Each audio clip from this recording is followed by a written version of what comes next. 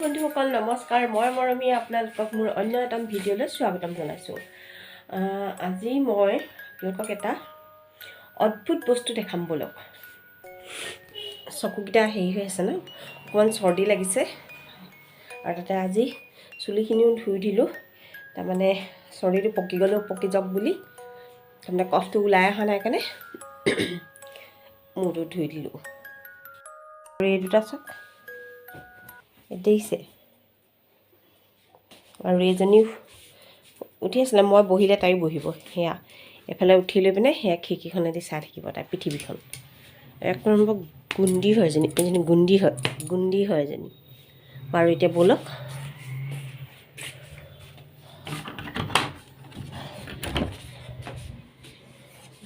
ৰ'দডাল যে ঠাণ্ডা দিনত ইমান চোকা হয়।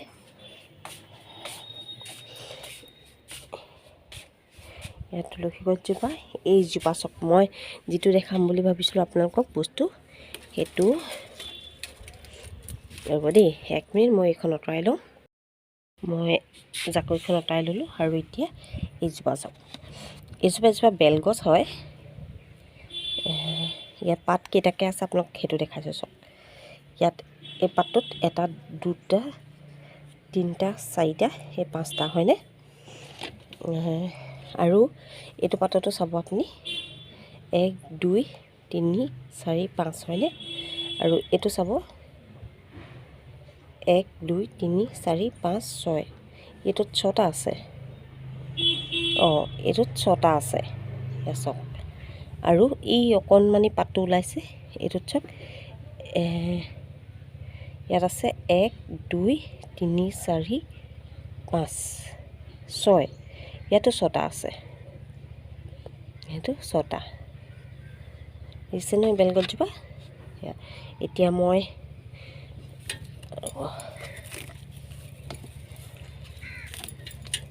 এইখিনি ঘাঁহ নহয়, এইখিনি জ হয়।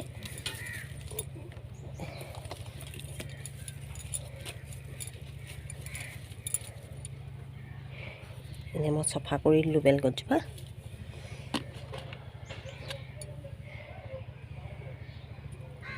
আপোনালোকে ভালকৈ দেখিবৰ কাৰণে মই হাতখন দি পিনে ঠিক কৰি দিছোঁ। আৰু চাওকচোন, প্ৰায় পাত আপোনাৰ 5টা বা 6টা। এইটো এখিলা হয়, আপুনি ভালকৈ চাওকচোন, আপোনালোকে ধ্যান দি 1 2 3 4 5 6 হয়নে? 6খিলা আছে পাত। এতিয়া মই বন্ধুসকল, এতিয়া কাহিনীটো কি হ'ল, এই বেলগছজোপাত প্ৰতিটো পাত 5টা বা 6টা 6খিলা পাত আছে। মই আমাৰ মাহঁতৰ ঘৰতো এজোপা বেলগছ আছে। তাত এবাৰ এটা ডালত 5খিলা নে 7খিলা থকা এটা পাতৰ ঠাৰি পাইছিলে। তেতিয়া আমি বোলো ভাললৈ নে বেয়ালৈ নাজানো, তাত নেজানি পেলাই আমি মন্দিৰৰ পূজাৰীক, আমাৰ কাষতে হনুমান মন্দিৰ আছে, পূজাৰীক আমি দেখালোঁ, বোলে ভাল বুলি ক'লে।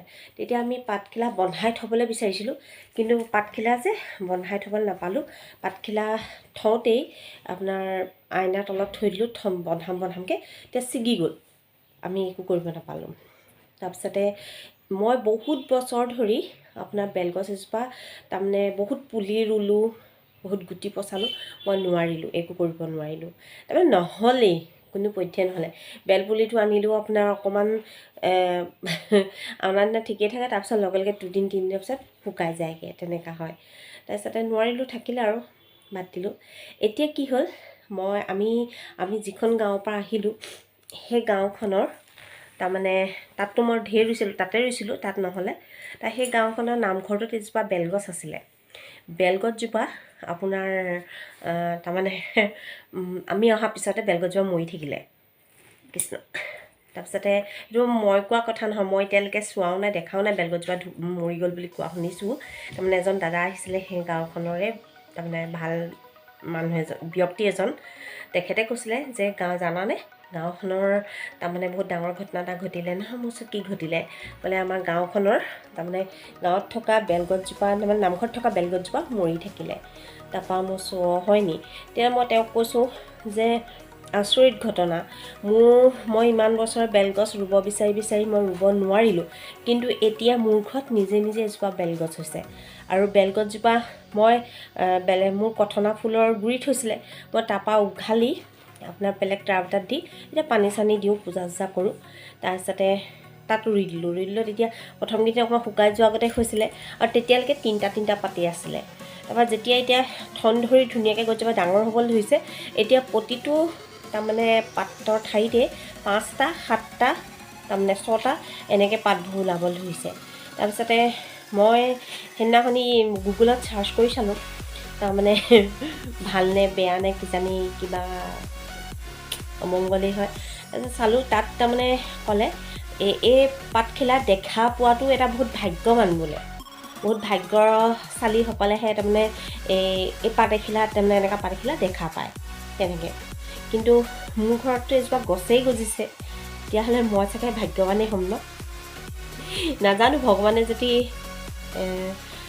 কি দৃষ্টিত তাৰমানে হৈছে, কিন্তু মই প্ৰতিপাল কৰি ডাঙৰ কৰিবলৈ চেষ্টা কৰিম গছজোপা। আৰু ভাল লাগিছে গছজোপা 5টা 6টা 7টা এনেকৈ পাত ওলোৱাৰ কাৰণে। কাৰণ কেলৈ এটা কথা, সেই গাঁওখনৰ মানুহে তাৰমানে মোক দুঘৰ মানুহে বহুত অন্যায় কৰিলে। আমাক মাটিডোখৰ বিক্ৰী কৰি লৈ পিনাই সিহঁতৰ ছোৱালী বেমাৰ ভাল কৰিলে, আৰু লাষ্টত ছোৱালীজনী বেমাৰ হোৱাৰ পিছত আমাক তাৰমানে বহু প্ৰকাৰে শাস্তি দি আমাক মাটিডোখৰ পৰা বাহিৰ কৰিবলৈ চেষ্টা কৰিলে। আৰু আমিও ভাবিলোঁ তৰ্ক যুদ্ধ কৰি থকাতকৈ আঁতৰি অহাই ভাল, সেইবুলি আঁতৰি আহিলোঁ। কিন্তু আহিলত সেই গাঁওখনৰ মানুহে আমাক তাৰমানে 6 বছৰ দিনে বহুত মৰম দিছিলে আৰু আঁকোৱালি লৈছিলে। কিজানি সেই গাঁওখনৰ মানুহৰ আশীৰ্বাদ হিচাপেই মই ক'ব বিচাৰোঁ এই বেলগছজোপা মোৰ ওচৰলৈ আহিলে। আৰু মই বহুত সুখী, আৰু সেই গাঁওখনৰ সকলো ব্যক্তিকে মই চৰণত ধৰি ধন্যবাদ জনাইছোঁ। লগতে বেলগছজোপা মোৰ ঘৰত হোৱাৰ কাৰণে প্ৰভু শিৱ বাবাক মই বহুত ধন্যবাদ জনাইছোঁ। আৰু কি ভাল হয় কি বেয়া হয় নাজানো, কিন্তু সেয়া কি হয় মই আপোনালোকক জনাই থাকিম। আৰু বন্ধুসকল, আজিলৈ আহোঁ, পুনৰ আকৌ নতুন এটা ভিডিঅ' লৈ আপোনালোকৰ ওচৰত থিয় দিম। তেতিয়ালৈকে নমস্কাৰ, বাই বাই।